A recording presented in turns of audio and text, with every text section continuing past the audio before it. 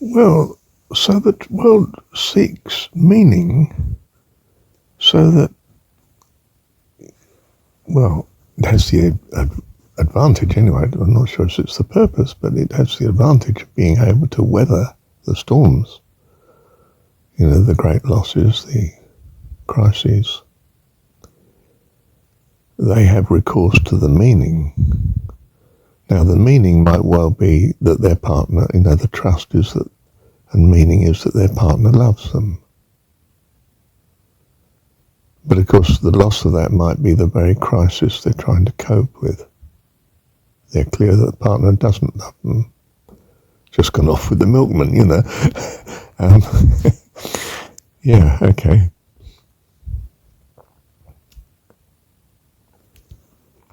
So we're now saying, but their trust needs to be in something that's not just, they love model building or they love gardening because, well, you might not be able to do the gardening any longer. You're not healthy enough, or you haven't got the money to do it, or the time, or you, don't do the hobby now because you just lost interest somehow. It just doesn't seem to have the meaning that it did have. Just think, what's the point? Somehow you've lost the dynamism. Perhaps you've lost the money that you can put into it, if not the time. Or you're preoccupied now with something else, like the illness is so strong that you don't have the wherewithal to keep your hobby up any longer. So you've lost that and you're trying to cope. You lost the meaning and you're trying to cope with the illness crisis and so forth. So what we're really saying is, no, you need something more, and that's what's missing in the room in large measure. The trust in the right thing, which is not the partner or the hobby or the interest or something, it's God.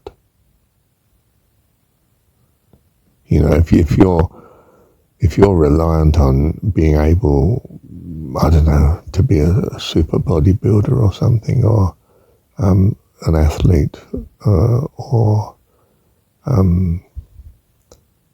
real whiz kid at your local meetings because of your intellect or something like that, whatever it is, that's not going to do you when you've got a real crisis, the wife's left, or you're coping with pain, or you're being told you've got a terminal illness, or something horrible might happen, like bankruptcy, or you're in the middle of it, then these things are not going to be meaning enough to carry you through. What is enough? Belief in a God that's all-powerful and loves you. From my point of view, that's the sort of absolute essence of what is needed, which is what I see as the Jesus story. And what I see as the basis of, in a sense, something similar in any religion. Even Buddhism without God in it, supposedly, has an incredible trust in the notion of the Dharma and the inevitability of reincarnation. Ultimately, you come to perfection, and the religion gives meaning, and it gives substantial meaning where, apparently a Tibetan monk who's being tortured, bears no grudge against or anger towards his foes, assuming he even survives. But, quite extraordinary. And in some sense one feels, well, if you had to go through such a ghastly experience, that would be the way to do it. Well, unless you could avoid the experience altogether with suicide, I suppose. And those that came through obviously didn't do such, by definition. That's an extreme and rather bad case, and yet an amazing case, because technically speaking, at least the Buddhist doesn't believe in God, but has made a sort of supernatural type of God, a non-personal God, really, I feel. Hinduism, on the other hand, definitely has gods in there, or a god, Brahma. But it's pretty close to Buddhism in that it's got this notion of inevitability of good in the long run. You don't stay in the reincarnation mode forever, but probably a long time. They may think a million, but you will get to an eternal enlightenment and beatific sort of state of being. More tangibly, God-type religions will definitely have God in, and it's a God who can reward and will, and in some sense sees you as right and okay, and because of that it will be all right in the end, or has meaning. At the judgment you'll be counted as on the right side, sort of thing. They're a bit sort of frightening religions, because what happens if you really feel at heart you are going to be on the wrong side? I mean, now you're suicidal, Well, you're not really, because apparently suicide makes it even worse. I mean, that's a really frightening fix. That seems to be a religion that's totally gone wrong, in my view. It hasn't come to your rescue at all. It's the religion itself is condemning you. My goodness. How do you get away from that? In other words, in a sense, I'm thinking this is a form of horrendous evil. And to be avoided like the plague, you need a good religion. You need a religion where your God favours you. It's unquestionably better than a religion where your God condemns you.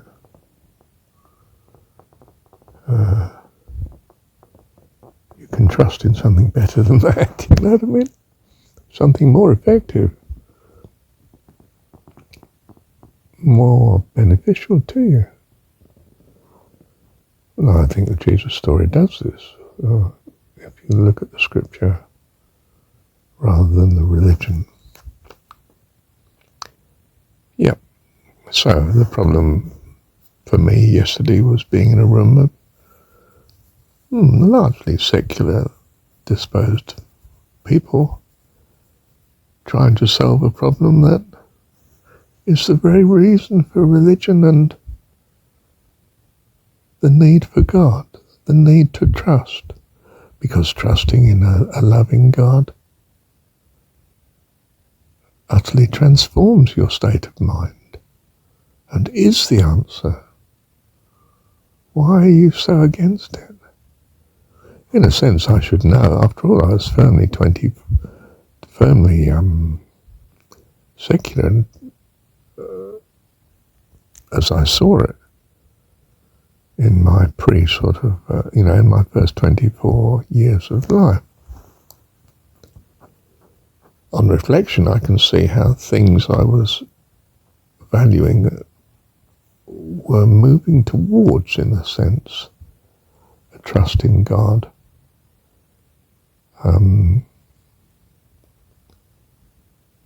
Albeit very chaotic and mixed up, and definitely with the conviction that I was secular. Didn't believe in, well, the main presenting option was Christianity, and didn't think anything of it. Thought it was a load of rubbish. At best, harmless rubbish. Nice fairy stories about Christmas, and at worst, horrific sort of religion about sacrifice and crucifixion and war between demons and angels. I mean, oh my goodness, I don't want anything to do with that sort of nonsense, So I do know what it is to be on the other side. And it's not as bad as I see it from this side of trusting in God.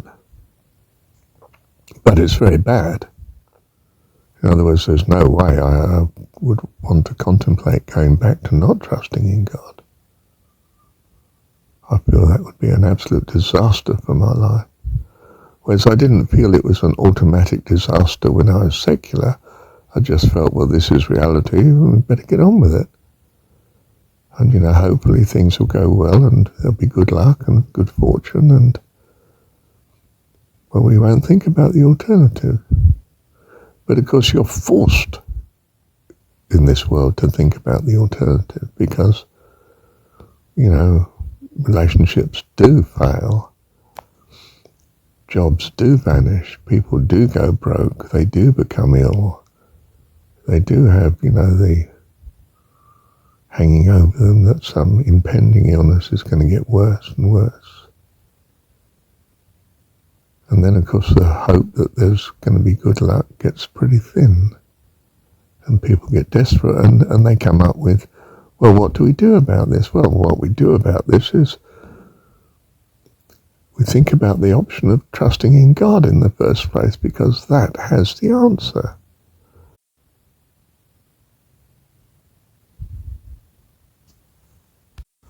Well, I've come back a day or two later on this one and seem to have stopped dead here. But I was thinking as I was listening to it just now. Yes, I was thinking that I don't be negative, but to be straightforward and honest and realistic. Except you go under a bus and you don't even see it coming, you will be facing certain major disasters, hopefully not all of them,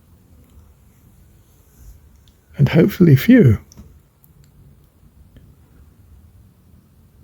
But you're going to need to be armed in advance. It's as simple as that. Be ready. You have, if you like, a very well-grounded faith, trust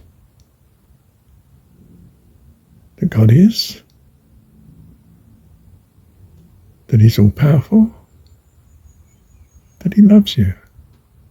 It's the simplest, most comprehensive recipe. The only Trinity you should really most earnestly contemplate. Nothing seems to match this.